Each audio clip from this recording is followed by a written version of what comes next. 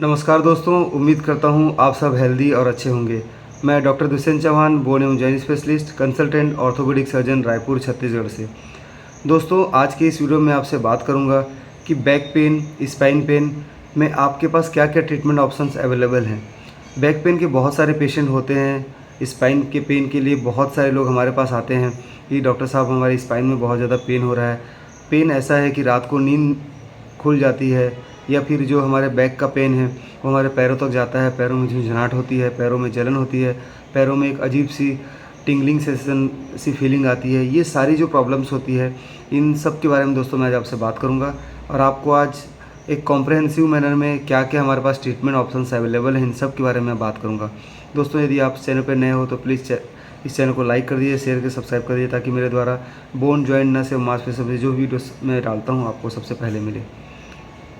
दोस्तों, back pain, spine pen के हमारे पास जो पेशेंट आते हैं, अगर हम इनके कारणों की बात करें तो बहुत सारी वजह होती है, पर मैं आज जिस वजह की बात करूंगा प्योरली मैं PIVD यानी स्लिप डिस्क या बल्ज डिस्क के बारे में बात करूंगा।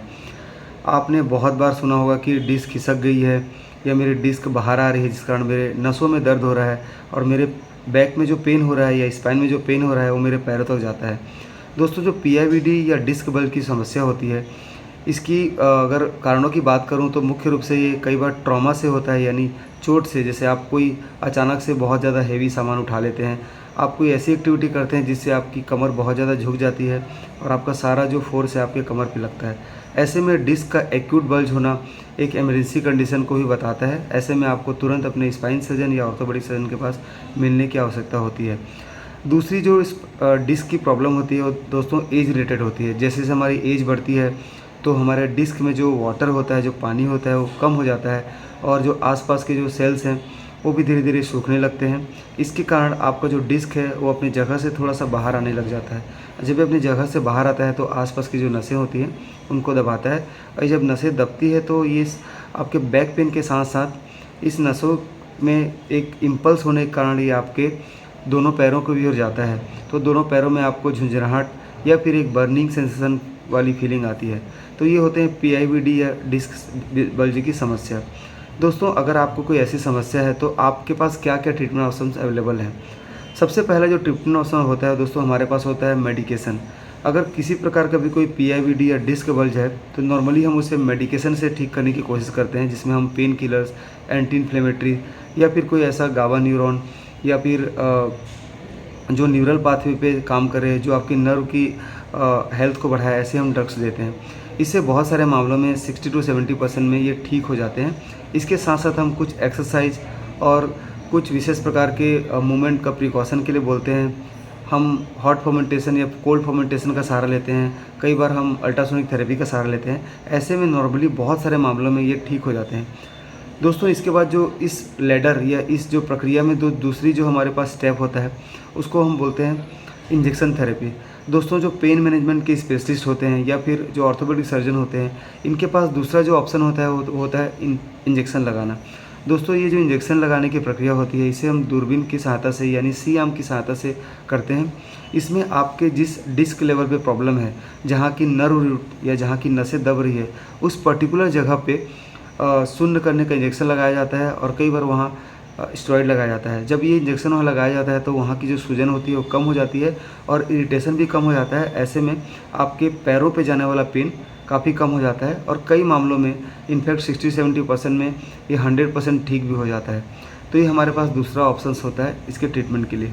दोस्तों, अगर मैं तीसरे ऑप्शंस की बात करूँ तो जब आप सभी प्रकार के ऑप्शन को ट्राई कर लेते हैं, physiotherapy, exercise, ultrasonic therapy, injection therapy, PRP therapy या किसी प्रकार के जो आपके पास जितने भी अवेलेबल नॉन सर्जिकल जिसमें हम ऑपरेशन नहीं करते, आपने ट्राई कर लिया है, इससे भी अगर आपका बैक पेन या स्पाइन पेन ठीक नहीं होता तो लास्ट जो रिजल्ट होता है सर्जरी। सर्जरी में दोस्तों, यदि आपका डिस्क बहुत ज़्यादा बल्ज है, इतना ज़्यादा बल्ज है कि आप रेस्ट पेन में भी आपको पेन हो रहा है, रात में आपकी नींद खुल जा रही है, आप ड्यूटी नहीं जा पा रहे हैं और पेन कारण आपको डिप्रेशन के सिम्टम्स आ रहे हैं, ऐसी स्थिति में दोस्तों आपको डेफिनेटली सर्जरी के लिए जाना चाहिए। और कई बार ऐसा भी होता है कि PIVD या डिस्क बल्ज के कारण जो आसपास की नसों में जो जान होती है वो कम हो जाती है और जान इतनी कम हो जाती है कि आपको ऐसा लगेगा कि मेरे पैरों में ताकत बिल्कुल ही कम हो गई है। आपके जो लैट्रिन पेशाब की जो कंट्रोल है वो भी कम हो जाता है।